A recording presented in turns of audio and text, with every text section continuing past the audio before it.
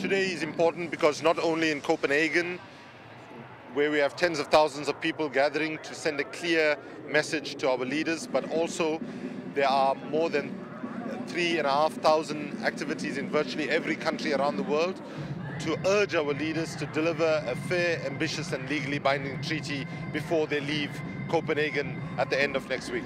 The reaction of young people, old people, people from rich countries, poor countries, people from development, environmental, human rights organizations all coming together is a very powerful statement that climate change affects all 6.5 billion people that live on this planet, and we expect our leaders not to play poker with our children's future and the future of our grandchildren.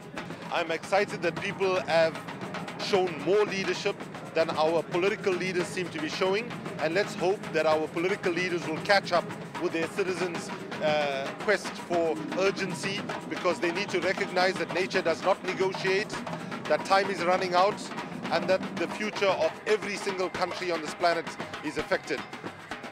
Today is not only a start of our activities, but it's a continuation of a year-long mobilizations that we have seen, where citizens have tried to send a clear message to our leaders.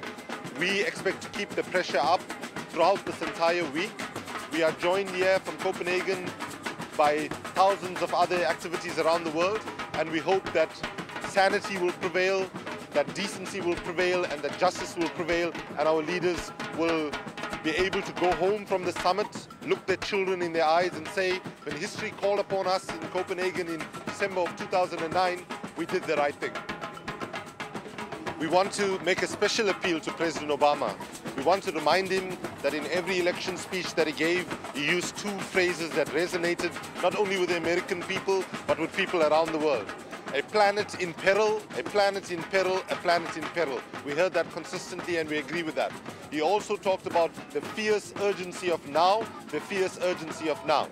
That's what we want him to bring. We also would say to him that yes, we can is only the first part of that slogan. What he needs to be saying is yes, we can, yes, we must, and yes, we will deliver a fair, ambitious and binding treaty. And what we would love to hear him say on the 18th of December, when this summit ends, he should step before the cameras and say, yes, we have delivered a fair, ambitious and binding treaty to save and secure the future of our children and grandchildren.